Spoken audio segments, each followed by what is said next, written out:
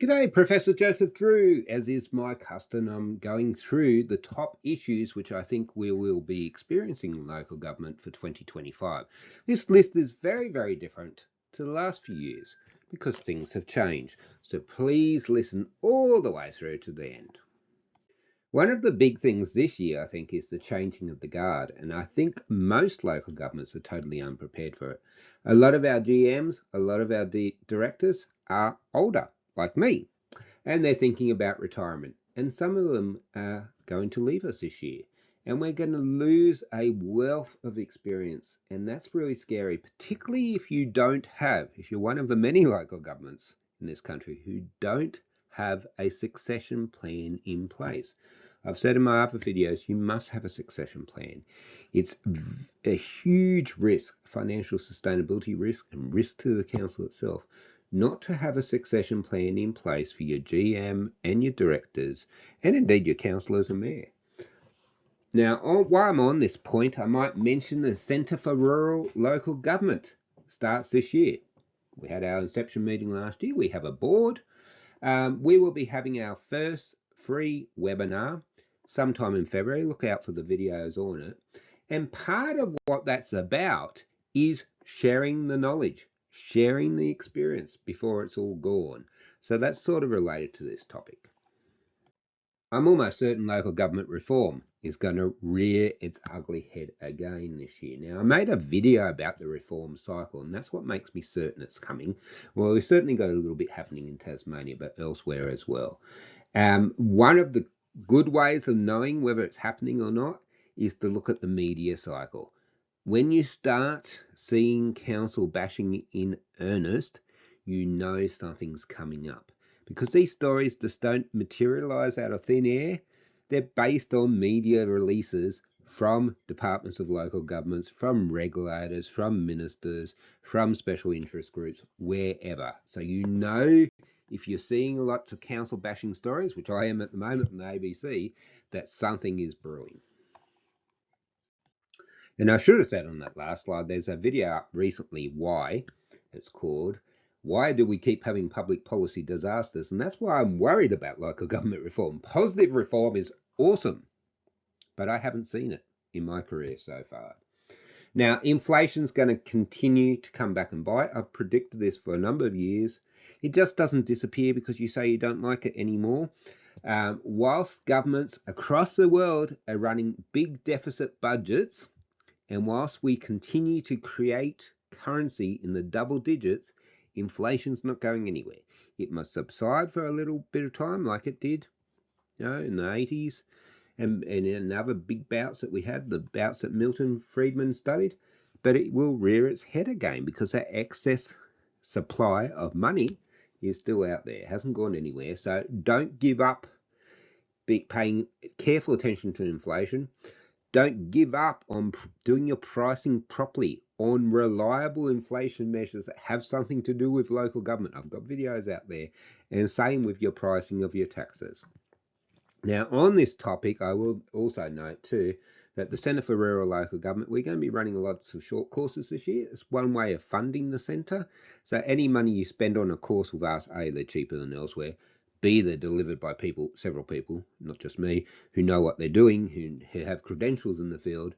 But C, the money just gets invested back into research on local government anyway. So please consider doing that and look out for them. There's one on financial sustainability. It's been run before very successfully. There's going to be another one on pricing and special rate variations or large increases in rates if you come from a state other than Victoria or New South Wales where we have rate capping. And there's another one that's requested by popular demand from a group of councillors is communicating bad news.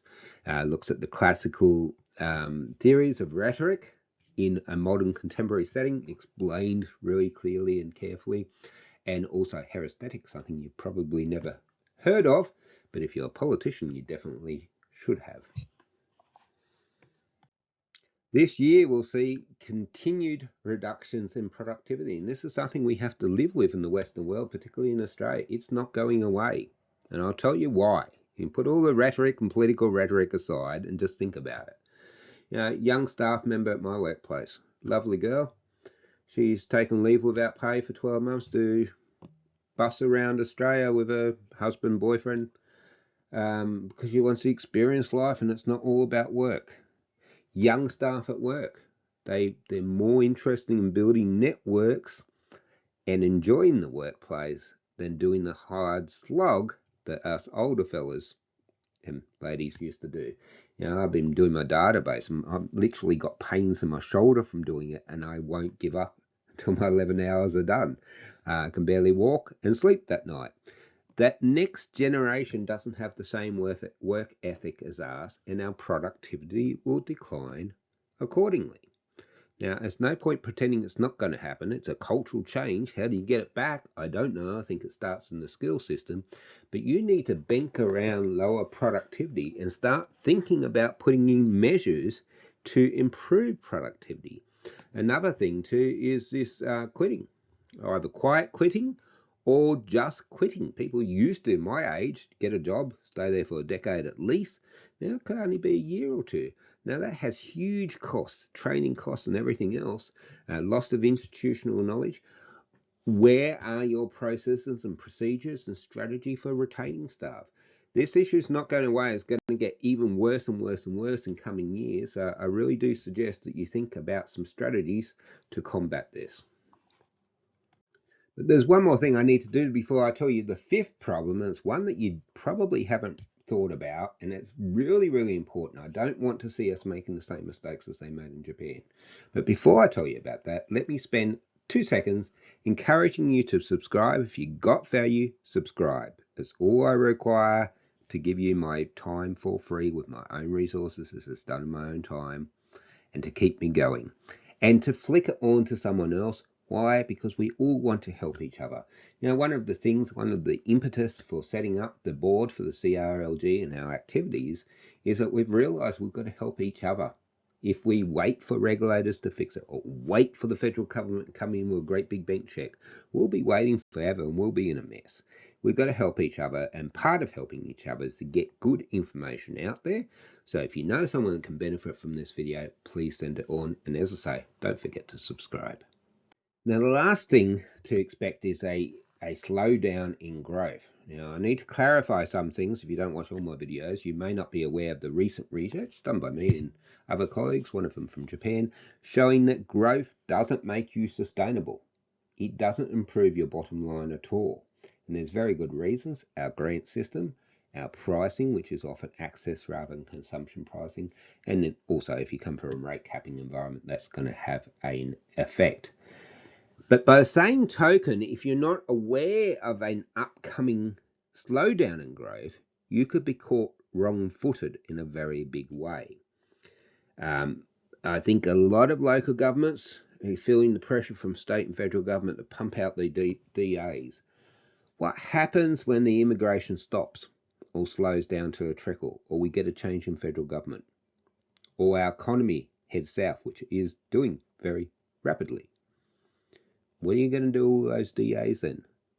If you've embarked on too much capital expenditure, what will that mean if the growth doesn't come along to match the capital expenditure you put in, assuming future growth? Don't assume that these really unusual levels we've had in the last few years would keep on keeping on. Same as what I said about the grants. A lot of people assume that windfall of grant money that was falling on us the last couple of years was going to continue. Of course it's not. This massive growth, of course it's not going to continue. It's, there's been backlashes in most countries. There's a backlash from my particular political party in this country, and there's a backlash from people who are homeless, not surprisingly. So I don't want to get into the politics of it, but what I do want you to start thinking about is the fact that growth could drop off dramatically in a year or two. And don't go committing to expenditure, increase staff levels, assuming that growth's going to happen in the future, because chances are it won't. Now, this is quite interesting in Japan. It's a prime example of this. They went through that boom times in the 80s, went beefing up budgets, building new infrastructure that was going to have ongoing costs forever, assuming that growth and that booming economy was going to continue forever. And what happened? It stopped. And those local governments who had overinvested, expecting the growth, unusual growth, to continue forever, which is unrealistic, were caught wrong-footed and were in a lot of trouble. Please don't become one of those local governments. I hope this video was helpful. Let me know if it was, and thank you very much for your time. Goodbye.